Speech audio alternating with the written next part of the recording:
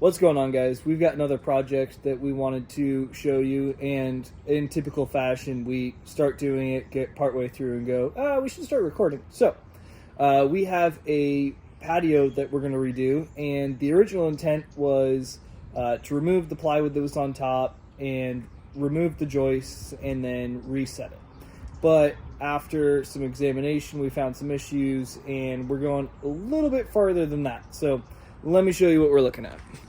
This whole area, which you can see kind of the outline along the roof up there, all used to have a patio covering. And these were our posts that held everything up. This was the beam that went across, and then there's another one that we've gotten rid of and we're going to be replacing it. Part of the problem was when we pulled this post out of the ground, I was able to just pull it out by hand. And this is what we found inside of there. So this is non-pressure treated wood, so it hasn't been treated for ground contact. This one, with, you can see those little dimples in there, that one has been treated, and so it looks healthy. But we've got a bunch of those that are in there. So we've got that one, another one, and the others might be buried over there. But that were with ground contact, got rotted out. They were put in there, we believe, around 15 to 20 years ago, and that's what happened. We had some that were over near the grass over there, and the water from just the sprinklers really deteriorated it quickly. So what we're going to do is go through and set some concrete footers for those guys to rest on with post bases, so that they're not going to experience the same damage that they did with being buried underground. So the little hole behind me that I showed you guys, we're going to dig that out a little bit more. We're going to fill that up with concrete.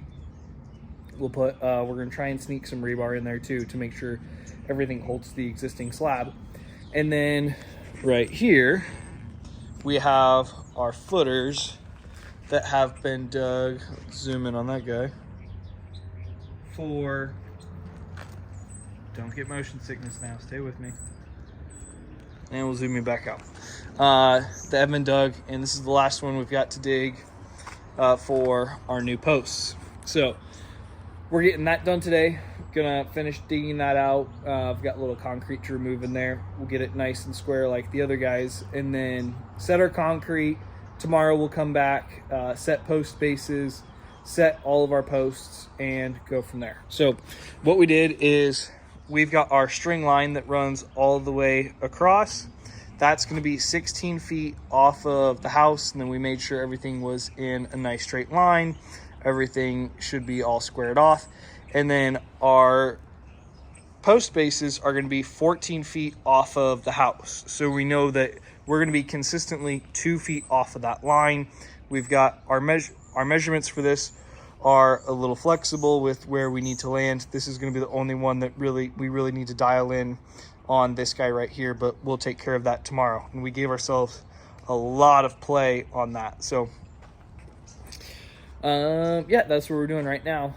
And then we've got my lumber package, so I'll come show you guys. So before, they had 2x6s as their joists that ran across the top, and I actually have something cool to show you at the end. They had 2x6s that ran across the top, and they were spanning 14 feet, and they were 24 inches on center. We really needed, if they were going to do that, they should have been 16 inches on center, and they had the plywood that was drooping in there. There wasn't great watershed. There were all kinds of issues, so that's why we're tearing this thing apart all the way down. Anyways, but we're going to be doing 2x8s, and we're going to be doing them 16 inches on center. We're going to be using 5/8 inch plywood. So my stack of all my 2x8s, stack of all my plywood, it's 5/8 plywood. So we should be able to use the 5/8 plywood 24 inches on center if we wanted to, and we could have done 1/2 inch plywood, but we're just going a little heavier on it just because we want longevity. We want this thing to last for a long time. So yeah, we've upgraded the joist that we're using, the size of it. We are shrinking the space in terms of how much it needs to cover, and then we're upgrading the plywood along with it. So we have a ton of hardware. which we still need to get some more. But we've got so many screws. I prefer using the screws rather than the nails.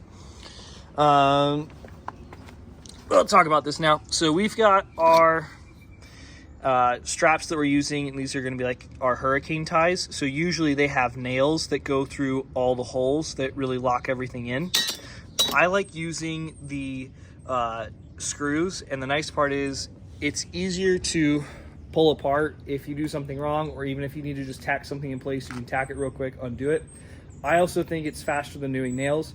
There's guys that have the Tico nail guns, so they've got the short nails on them, they're on a rack, and you can just put them into the plate, pull the trigger on your nail gun, and you're just rolling right through them. We don't have one of those. We haven't looked at really getting one just yet, but that's why we like using the screws, because we have impacts. It's easy just to go through real quick, run them all at the same time. We're not having to buy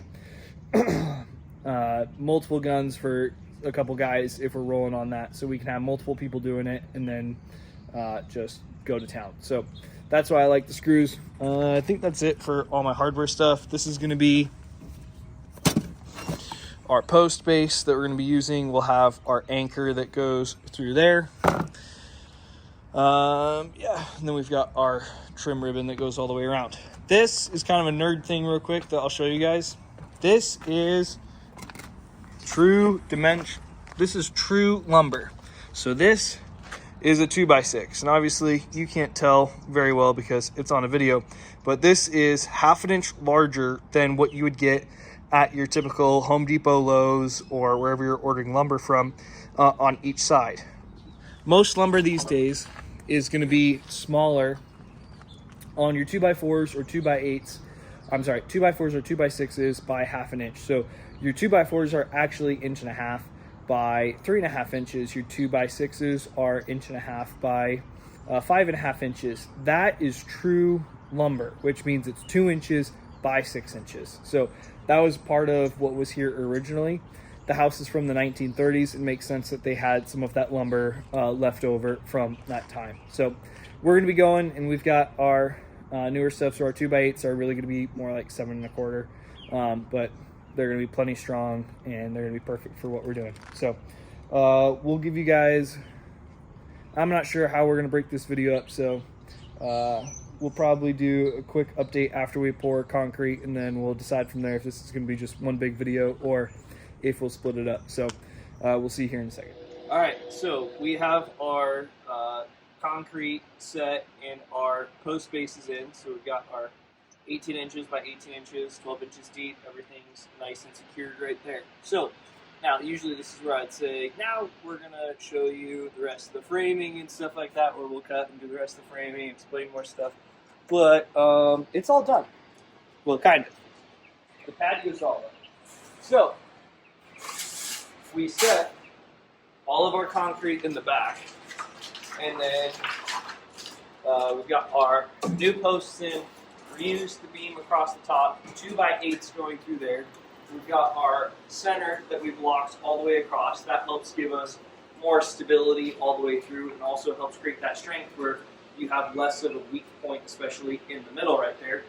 Now, we used Simpson hardware all over. We used different than what we typically do for post buckets or post brackets, and the reason for that is we can't get access to the other side behind it. So even if you look at the amount of screws you have in that post bracket, essentially we did a lot more. So overbuilt this thing all the way through. We were able to run our condensate line for the mini split down here, so that's going to dump off over there. We're going to get the electrical tied up later, but we're not going to worry about that right now. So essentially, when I forget if we talked about how high we were going earlier in the video because it's been so long. But we were able to push this up a foot higher than where we were originally, because this is where the beam used to be, this is where it is now, so you have so much more headroom in here. And you guys didn't see the before picture because we forgot.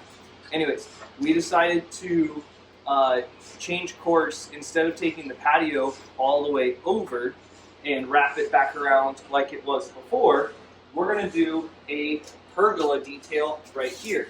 Now, we're starting right here, which is in line right there, and then we're going to take it all the way down to where our post is over there.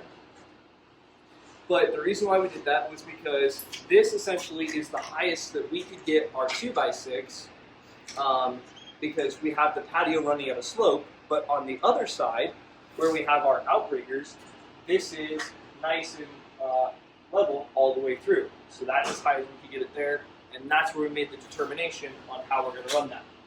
So we've got these that are going to be 1 foot on center to match up with the outriggers that are coming off of the guest house right there.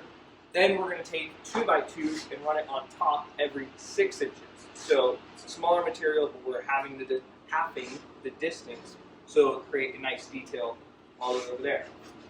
One of the things that we ran into was with this guy right here, since we weren't carrying this all the way across, we're going to do a doubled up 2x6 here to here, and not run it through our conduit, and then doubled up 2x6 that runs to our post, same thing that will run to our other post, and then we'll be able to fill in everything that we need. This is all essentially being overbuilt because it's carrying no weight, no load, so, but it'll create a nice detail in this patio area. So when we're done at the end of the day, Logan will remind me to record one more time. So we'll see you in a second. Alright guys, we are all wrapped up, cleaned up, and we're getting ready to roll out of here, but I want to show you what everything looked like at the end. So we've got our brand new patio. Everything's been raised up like we showed you just a second ago with all of our hardware, all that good stuff. So we've got the ribbon around the edge so that the roofers can come in and do the drip edge. The condensate lines rerun. We've got our electrical rehung on the wall so that they can run new lights if they want to, and that was all done before, but it's on a switch so it can all come on the same. All right, well, let's come show you the stuff that you haven't seen. This is the pergola section that we put in. So we were able to take our 2x8s that we had originally planned on using as joists to drop the ceiling level over in this area and turn them into 2x6s and 2x2s. So our 2x6s stand here, 2x2s go up top, 1 foot on center, 6-inch spread for our 2x2s, which creates that nice detail up top. We've got this post and this beam, and if you were to look carefully, the only load that it carries is essentially that conduit up there, which is mostly a joke if you didn't catch that. But really, it was more just for the aesthetics to tie in to that post over there, since we had already set it, or since it had been previously set in that location before, and had a 4x6 that was coming across over here. So it kind of just makes it look more complete, beefier look, customer request, so we were happy to do it. But I'll take you guys over here. We've got our doubled up 2x6s on each side that we were able to create as our ledger. Now, if anyone's wondering, why did we not just anchor into the house for this whole thing?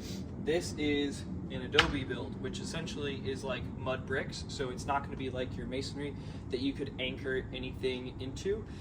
Essentially, any anchors would really blow out that material and fail over time, and we don't want to do that. So that's why we set our footers, set our posts, and then we built off of it. So same thing, we've got our doubled up 2x on that side. Now this one, we ran all the way back, and then I'm not sure if you're going to be able to see where our transition is because it's hidden right there, which means we caught 5 outriggers along the way to anchor it to before it then anchors to the post on the other side. Beefed it up with the second one on the back, connected it to an outrigger right there, and then filled in the center. So this project had a bunch of changes along the way, a lot of customer requests, so that's why there's some things that are a little different. As far as you can see, we've got pressure treated posts everywhere except for this guy, because we had ordered all of our material and then there was a last minute change. Instead of doing a lower post here, we needed a taller post.